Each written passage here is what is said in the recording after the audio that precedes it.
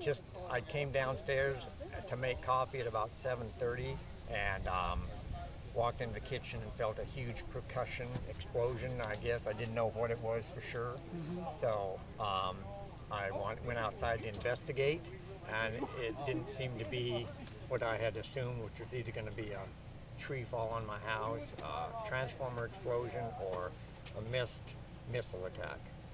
It was none of the above. So I started looking elsewhere, and I looked to the end of my property, and I saw debris falling from the sky and also in my yard. So I hustled down there to see if it was one of our houses. We own several houses on the street. So I hustled down there to see if it was, and the closer I got, I could hear screaming. So I went in through to investigate, and the one house that we don't own at the very end of the street was gone, in shambles, totally gone. You probably have pictures of that, but and there was screaming coming from that house. So as I looked closer, there was a fella standing in the middle of the house, just screaming, and so I worked my way around to get to the front of the house, and I get in there, and I started talking to him, asking if he was okay. He said he didn't know. I said, well, hang on, I'll get you out of here. So I said, everything's going to be all right, man. It's okay. So I talked him down, and I said, let's go. Do you have any clothes? And he said, I got some in my room. Well, he couldn't tell where his room was.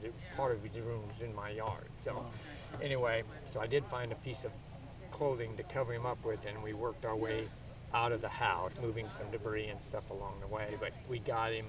It took about 4 or 5 minutes to get him maneuvered through. The doors were jammed. There was no big enough space to get him through, and he was very rigid for being in shock, I presume. So we had to lead him pretty slowly. So once we got him outside, then some other people took over and led him on away from there. Craig, I mean, an explosion had just happened. I mean, you did recognize that some sort of explosion had happened. I mean, but yet you went in and saved the guy. I mean, I didn't say he was alive. I didn't save him. I just got him out of there, got him some clothes on him, you know. I mean, I figured it was a gas explosion.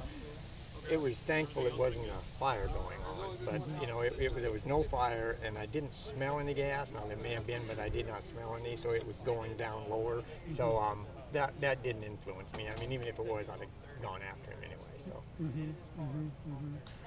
Is this a neighbor that you had seen? I don't know him. Wouldn't know him if he's standing here, other than if he had clothes on. I wouldn't know him then. You know, his name is Mitchell. That's all I know. I got his name, and but it's not one of our properties, so he's not a tenant of mine. So I don't know him personally. No. Okay, all right. And were there any other people inside the house? No, I asked if there were anyone else. He said his kids were gone. They'd left earlier, maybe earlier in the week or something. So yeah, there was nobody else. And he didn't mention any animals or anything, so I didn't know about that. Right. I didn't even ask, honestly. So, Right. All right. Well, so the people, when you came outside, the other people were neighbors? Yes. Like people across the street whose windows had been blown out. They were standing on the other side of the street, observing, talking to him kind of when I got there, but he wasn't communicable really with them. He was just frozen and screaming. So, Okay. All right, Craig. Well, I appreciate you for your time. Anything I didn't ask you that you'd like to add? Oh, I don't know what to No, but you were just being neighborly. Yeah. I mean, doing what anybody would do, I would think. You'd hope anyway. So, yeah. Okay.